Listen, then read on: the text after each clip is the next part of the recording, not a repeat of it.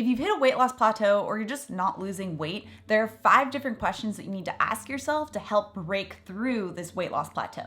Today, I'm sharing those 5 questions with you and what you can actually do about it in today's video. All right, guys, if you're new to my channel and you don't know who I am, my name's Autumn and I'm a certified clinical nutritionist with my master's in nutrition human performance.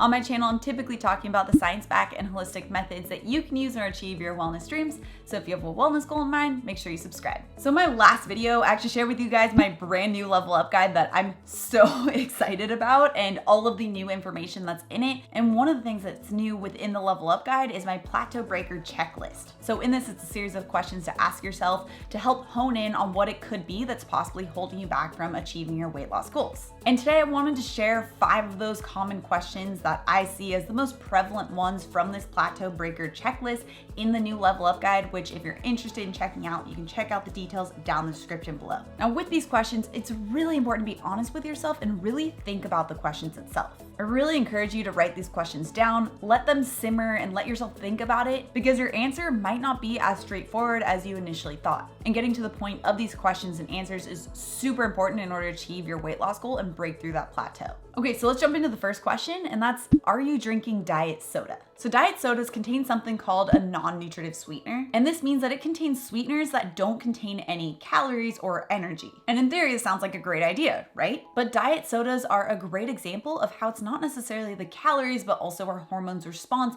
to that food that really dictates how or if we are going to be losing weight. Some studies are indicating that in some people, non-nutritive sweeteners, even though they don't contain any calories, can still increase blood levels of our storing hormone insulin. And again, that's even without any calories. If you're new to my channel, it's important to note that insulin is a fat storing or a storing hormone. When it's high, our lipolysis or fat breakdown is shut off.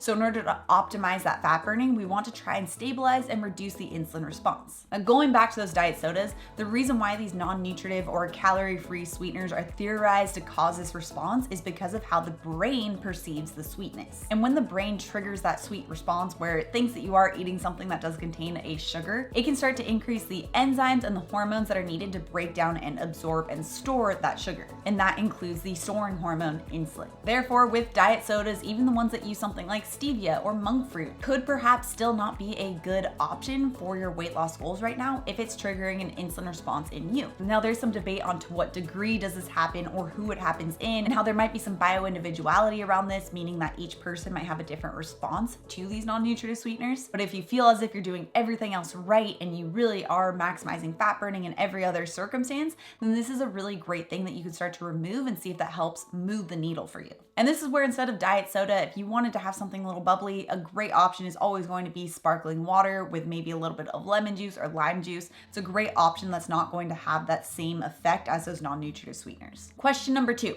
Are you getting good enough sleep? Likely the answer is no, because a lot of people aren't getting good enough sleep or, the high quality sleep that we all need in order to thrive. And I totally understand how this one can sound a little woo-woo and how can sleep possibly relate to weight loss. So this is where, again, it all comes down to our hormones, and lack of sleep or lack of high quality sleep can increase our stress hormone cortisol the next day. This is usually evidenced by feeling a little bit more edgy or stressed or a little bit more anxious the next day after a poor night's sleep. But something interesting happens when we have those higher levels of cortisol is that our blood glucose levels can rise as well, because cortisol's main job, one of its main jobs, is to increase the blood glucose levels so that your body has energy to run away from a tiger or to fight off a bear. But since we aren't doing either of those things, this higher blood glucose level, since it's not being used, ends up then triggering the release of insulin. And that's so that insulin can then store that higher or that elevated level of blood glucose. In fact, there have been studies that have found this relationship between a higher cortisol producing or higher stressful event and the corresponding increase in insulin. And as we know, when insulin is high, fat burning is shut off. In fact, it's been noted by researchers that lack of sleep or lack of high quality sleep is really tied to obesity. So this is where that high quality sleep is really important to make sure that we can help achieve your weight loss goals. And high quality sleep is something that's really multifaceted. It has the food component, it has the environmental component, it has a stress component. But one great strategy that a lot of the A&Peeps use and that I myself use is to make sure that you're turning off all technology. So that includes your phone, your laptop, your TV, 30 to 60 minutes before bed.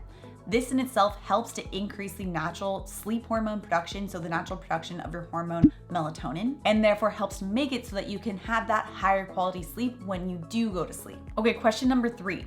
Are you eating snacks or are you snacking? Every time you eat, it causes that secretion of the storing hormone insulin. And when insulin is present, fat burning is not. That's why intermittent fasting is such a great tool for weight loss in general, because it reduces the frequency of when you're eating and therefore reduces the amount of time that insulin is present at higher levels. And when you don't eat between your meals either, this also helps to naturally bring that insulin level back down in between meals. But when you snack, it causes that insulin level to then get elevated again. I like to view snacks or the urge to snack or cravings for snacks as a really big sign that you either didn't get enough of something to turn on those satiating hormones, or that you ate too much of something that causes the hunger to increase. And when you eat enough of those types of foods that help to trigger the response of satiety, or that feeling of fullness in your body, it makes it so that you don't even get that urge to eat 3 to 4 hours between your meals, which of course means that you won't need to have those snacks between your meals. And this is a natural bodily response, that feeling of satiety and that feeling of satisfaction from your meals,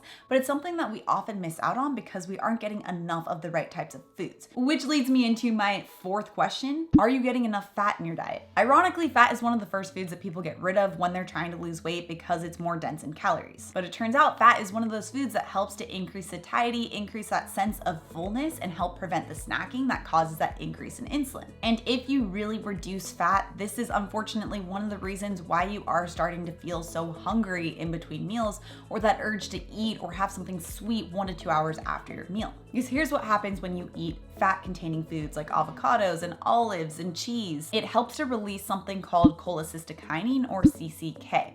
This CCK is a hormone that tells your brain and tells your body that you're full and that you don't need to eat. And most of us are so unfamiliar with this feeling of satisfaction or this feeling of satiety that it's unthinkable that we could go a couple of hours or 4 hours even without feeling hungry. But what I found is that in order to achieve that lasting weight loss, it's so important to have that level of satiety so that you don't have that snacking in between meals. So if you do feel that urge to snack, then you probably aren't getting enough fat in your diet.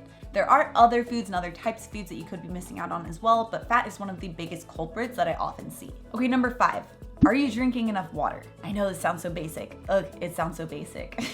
But water retention can ironically be caused from not drinking enough water as well. And this water retention can actually mask any of the weight loss or a good amount of the weight loss that you have achieved. Now, there's something that's really important that you need to understand about the body, and that it's always trying to achieve a state of balance in so many different factors, but also with our water, or rather the concentrations within the water within our body.